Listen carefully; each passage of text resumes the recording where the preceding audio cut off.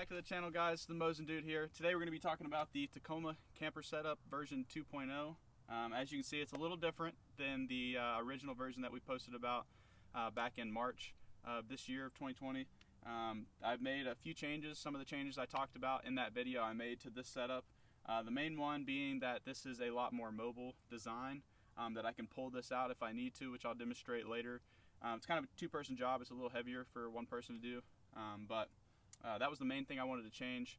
And then as you can see, I left that whole area open. I took the cubby space out that was there, and basically made it a lot simpler, a lot lighter, and that way I could use this truck as a truck if I needed to, which I found out was a pretty big issue with my last setup. So stay tuned, guys. We're going to go through the details of the 2.0 setup here, and yeah, we'll get into it. So here's the 2.0 version. You can tell it's a lot simpler in design. I wanted to fix the main flaw with the original version, and that was taking it out and making it a little more mobile. The first design was bolted down, as you guys may remember from the first video. It was bolted down to the bed, both sides, the cubby on the left, and then the bed/storage on the right was all bolted down. I wanted to avoid that with this one. That way, for example, I had to go to a city down about an hour's drive to pick up a sofa for a friend, and that just would not have been possible with the first design. So I fixed that with this one. This one is cut from two 4x8 sheets of finished plywood. Basically, I cut the right side to fit the wheel well, and the left side is just cut a straight cut all the way down, and it fits very snugly between the wheel wells. So that's kind of how I keep it in place as opposed to bolting it down. So that was the main thing I wanted to fix. I still kept the left design open there, the left side open in the design. The first one, you may remember, had cubbies, and the platform was able to be extended. So this one's just the single platform here on the side. I don't really need it any bigger. That fits me just fine with that 4-inch piece of mattress topper. It's actually 1.5 inches, but I folded it over 3 times, so it's about 4, give or take. Public math is hard, but yeah. So that's the main design. You can see the Ozark Trail cooler I got from Walmart there. I'll probably do a video on that later down the road. I got the hallway runner rug. That is, I believe it's 4 feet long. I wanted mainly to get that to kind of make it a little more comfortable crawling around inside, which I'll demonstrate later to show kind of the room, this setup itself. But yeah, that's the main design. So I kept the, like I said, I kept the bed on the right side, and I think that's the move. For sure, at least as far as I like it. So let me show you the headspace real quick, and you guys can kind of get an idea from that.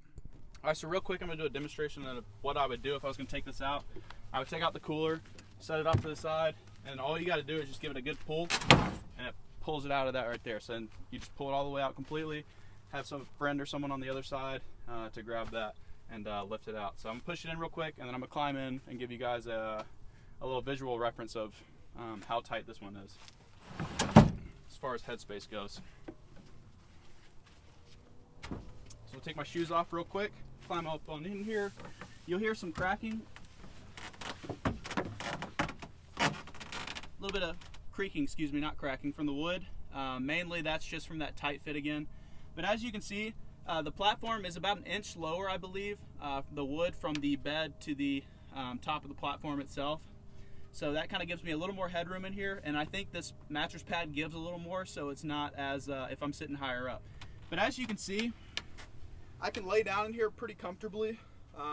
If I was gonna have the windows open like this, it would be pretty nice. I could stretch out. If not, I would just kind of have to curl up a little bit so it pulls my feet in. But regardless, like this, with the windows open, gets a nice breeze flowing through here. It's pretty comfortable. So I gotta say, I like the setup a lot more without the cubby on the side. It was nice for storage, but it's just nice having it just feels so much more roomy in here with it not in here. So I think this setup is a lot better as far as being able to still use my truck as a truck, but I thoroughly enjoyed the last setup pretty well too, just as well built as it was. You can kind of tell this one's not as well built. I did it all myself. The last one, my dad helped a lot. When I say helped, he mainly did the whole project. So yeah, keeping that in mind, I'm pretty happy with the result of this. So we'll get into the supply box real quick, and then we'll wrap up the video. So guys, as you can see, this is the main supplies that I carry with me on my trips. I have an extra blanket here along with my poncho liner that I keep in my sleeping bag. I have extra toboggan, boonie cap if I want, extra set of clothes. There's a propane can down there for the Plana stove here. Those propane cans run like $3 or $4, I believe, at Walmart. I got a carbon monoxide detector in case I ever close all the windows at once if it's cold outside. Some extra plates, a pan. Utensils are down here, a knife for cutting, duct tape if I need it. The real essential, some toilet paper. I use Walmart bags for trash. I just tie them to the side of my truck, and then a little mug if I want to cook up some coffee or hot chocolate tea or something like that. So that's the main set of items that I have in this. If you guys see anything that I don't have, I also have a first aid kit in my truck, but if you see anything that I don't have, go ahead and throw that down in the comment section below. Any recommendations you guys would have to make this better.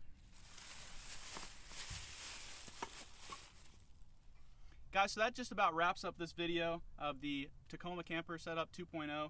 I'm pretty excited to camp in this one. I've yet to camp in it. I've just been so busy with work and school trying to knock out my master's that I just haven't had the time to camp out in it. But let me know if there's anything that you would add to this to make it any better, or just some luxury items that may make camping a little more glamorous. Yeah, that's the right word. My friend said I should get a solar shower. That's a good idea. Here in New Mexico, the sun gets really hot, so that would be some really hot showers. If you don't know what a solar shower is, look it up. They're pretty good for camping. But yeah, so that just about wraps up this video, guys. If you would subscribe to this channel if you enjoy this kind of content, and like the video to help push this out to more people. But I really appreciate all the support I've gotten, guys. The subscribers that I've added in the last couple of weeks just shows me, it just gives me more encouragement to keep on doing videos like this to reach more people. So guys, thanks again for watching. It's the Mosin Dude here. Always remember where you came from and to stay humble. We'll see you on the next video.